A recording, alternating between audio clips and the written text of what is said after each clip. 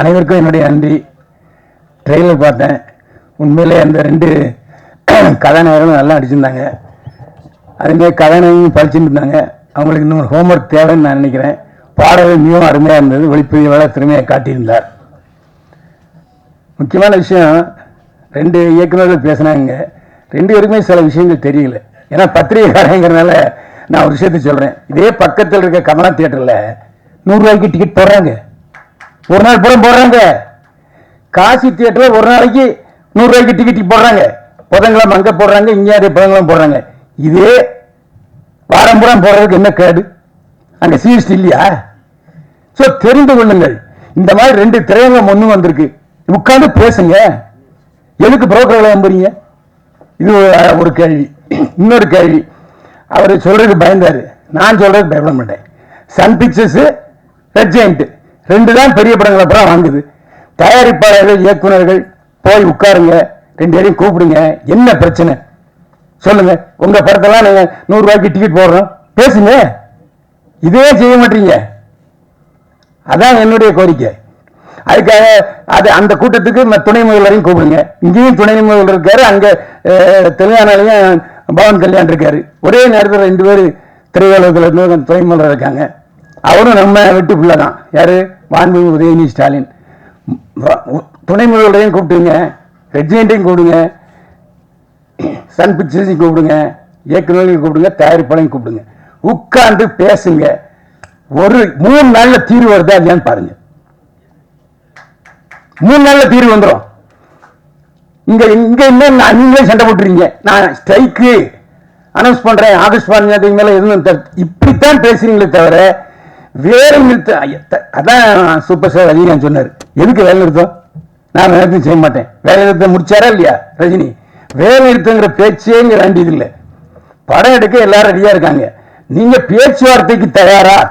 என்னுடைய கேள்வி. ஏன்னா நீங்கள்லாம் மேலோட்டமாக பேசுறீங்க. நான் டிஸ்ட்ரிபியூட்டர்ஸ் பேசுகிறேன், தியேட்டருக்காரங்கிட்ட பேசுகிறேன், தயாரிப்பாளர்கிட்ட பேசுகிறேன், நடிகர்கள்ட்டையும் பேசுகிறேன். நடிகர்களாக சம்பளத்தை வைக்கிறாங்க. நீங்கள் தானே சம்பளத்தை வைக்கிறீங்க. நான் பல நடிகர்கள்ட்ட பேசிட்டேன். நாங்கள் வைத்ததே இல்லை. நீங்கள் இப்போ கூட ரஜினிகாந்த் சொன்னார், நான் 35 லட்ச ரூபா சம்பளம் வாங்கிட்டு இருந்தேன். பிரியா படத்துக்கு தயாரிப்பாளர் கதையோசனை எடுத்த பஞ்சநாசன் தான் சொன்னார், யோ என்னையா நீ உனக்கு கவர்னரியாம நீ 35 வாங்கிட்டு இருக்க, 1,10,000 சம்பளையா? அவர் வாங்கிட்டு இருந்தது 35,000 வாங்கிட்டு இருந்திருக்காரு. 1 லட்ச ரூபா கொடுத்தாரு முதல்ல பிரியா. இது ரஜினிகாந்தே சொல்றாரு. அப்போ நீங்க தான் சம்பளத்தை ஏத்துறீங்க. போட்டி போட்டு 4 பேர் போறீங்க, ஏத்துறாங்க. டிமாண்ட் இருக்கும்போது விற்கதானே செய்வாங்க. அதுக்கே நடிகர்களை குறை சொல்றீங்க. இந்த 2 பேர் சிம்புவும் தனுஷும் பேச்சு வார்த்தைக்கு படம் தயாரிக்கிறாங்களா இல்லையா? எந்த பிரச்சனையும் பேச்சுவார்த்தையில் தான் தீர்க்க முடியுமா தவிர இதுல இருந்து நான் ஸ்ட்ரைக் பண்ண போறேன், அது பண்ண போறேன்னு சொன்னா சொல்லாதீங்க. இன்னொன்னு, யூடியூபர்கள் எந்த காலத்திலையும் என்ன பொறுத்த வரைக்கும் நான் உண்மையை தான் பேசுவேன். நல்லா இருக்கு நல்லா இருக்கு நல்லா இல்லை தியேட்டருக்கு போகாதேன்னு சொல்லியிருக்கேன். எந்த யூடியூபர் சமாளிச்சு விமர்சனம் பண்றாங்க? எப்ப இந்த யூடியூபர் சமாளிச்சு நல்ல படம் நல்லா இல்லாத படத்துக்கு யாருக்காவது நல்லா இருக்குன்னு சொல்லியிருக்கீங்களா? அந்த குற்றச்சாட்டை வாபஸ் வாங்கிங்க. நீங்க நடிச்ச படமே வெளிவரல, அதுவும் எங்களுக்கு தெரியும். ஆனா இப்பதான் நான் முகம் காட்டுறேன்னு சொல்றீங்க. நாங்களாம் இருக்கோம்யா. நீங்க கதாநாயகன் நடிச்ச படம் வந்துச்சா? யார்கிட்ட கதை விடுறீங்க? இதெல்லாம் ஏன்ட்ட வேண்டாம். என்ன நான் இன்னைக்கு எனக்கு 73 வயசு ஆச்சு. 52 வயசு இதுலயே தான் கழிச்சிருக்கேன். இதுல வேற ஜெயலலிதாவோட பயணிச்சிருக்கேன், எம்ஜிஆரோட பயணிச்சிருக்கேன். இப்போ நீங்க உங்களுக்கும் அரசுக்கும் ஒரு கேப் ஆகி போச்சு. அந்த இடைவெளியை நிரப்புங்க. நீங்க ஏன் போய் பேச மாட்டீங்க? நீங்க கூப்பிட்டா வர மாட்டாங்களா? நாளைக்கே தயாரிப்பாளர் சங்கம், இயக்குனர் சங்கம், விநியோக சங்கம், லொட்டு லூசுக்கு எல்லாம் போய் நீங்க கூப்பிடுங்க. மாண்புமிகு உதயநிதி ஸ்டாலின் வரமாட்டேன்னு சொல்லுவாரா? இதானாங்க ஒரு பிறந்த வீடு. அவருக்கு இன்னைக்கு துணை முதல்வர் பதவி கிடைச்சிட்டுனாலே அவர் நடிகருங்கிறனால தான்.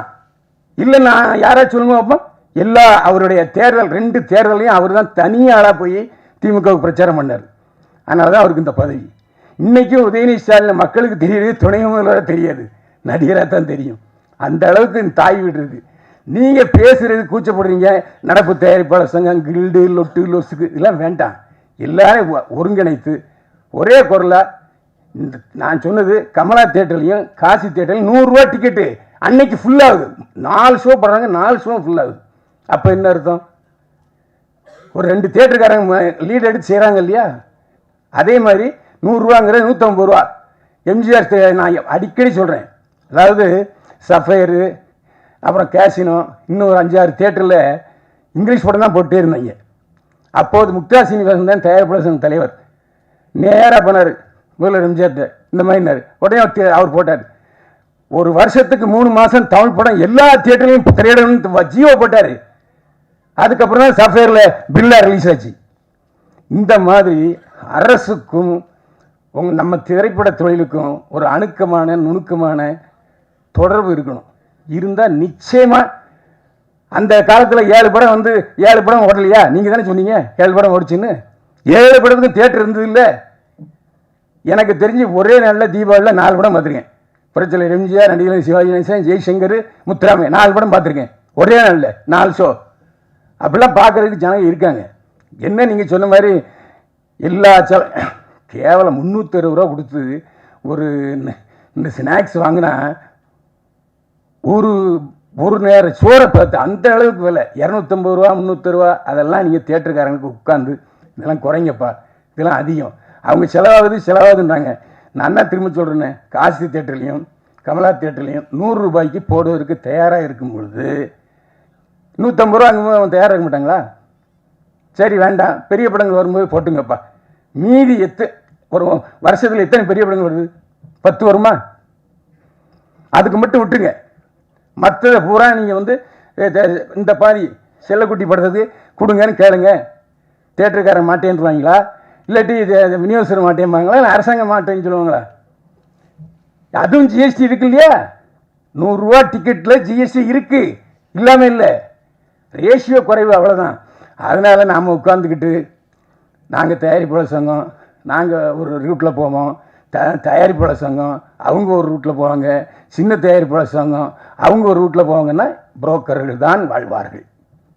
நான் தான் சொல்கிறேன்னு. இன்னைக்கு ரெட் ஜெயண்ட்டு மற்ற சன் பிக்சர்ஸ் இல்லைன்னா உடனே இங்கே ஒரு 10-100 தேட்டர் கிடைக்குமா? புரோக்கரை தான் தேடி போகிறீங்க. ஏன் அவங்க நேரடியாக தேட்டருக்காரங்கிட்ட உங்களோட பேசுறதுக்கு வசதி இல்லையா? அதுக்கு ஒரு அமைப்பு அமைங்க. தேட்டர் அதிபர்களும் பேசுவதற்கு ஒரு அமைப்பை நீங்களே அமைங்க. யார் மாட்டேன்னு சொல்லுவாங்களா? இன்னைக்கு அவங்க உட்காந்துட்டு ப்ரெஸ் மீட் பண்ணுறாங்க. எங்களுக்கு பத்தலை, இன்னும் ஏற்றி கொடுனா எங்கே போய் இப்போ ஏற்றி கொடுக்குறது? ஒரு பத்திரிகையாளன் என்கிற முறையில் இவ்வளோ நாள் இருந்ததில் என்னுடைய அறிவுரைகளை சொன்னேன். ஏன்னா என்ன காரணம்னா, சில விஷயங்கள் தெரியாமல் இருக்காங்க. இந்த பேரரசுக்கும் சரி, உதயகுமாருக்கும் சரி, இந்த நான் இப்போ 2 தேட்டரில் 100 ரூபாய்க்கு போடுறது தெரியுமான்னா தெரியாது. அதுக்கு தான் பத்திரிகைக்காரன் தேவை. ஏன்னா எல்லா இடத்துலையும் மேயர் யாருன்னா பத்திரிகைக்காரன் தான். ஆனால் நீங்கள் என்னடா யூடியூப்காரங்க நல்லா இல்லாத படத்துக்கு கூட நல்லா இருக்குன்னு சொன்னான்னு சொல்கிறீங்க.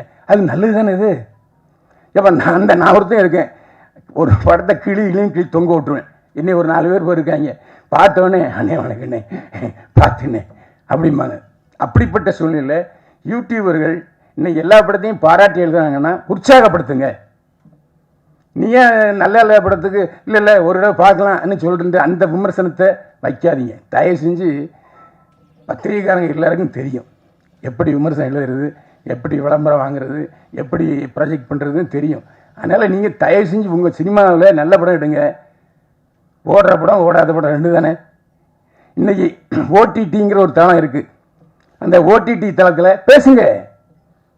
ஓடிடி தளம் 4 தளம் இருக்கு இல்லையா, அவங்ககிட்ட பேசுங்க. முன்னாலேயாச்சும் சென்னை தமிழ்நாடு ரிலீஸு இல்லைன்னா சிலோன் ரிலீஸு.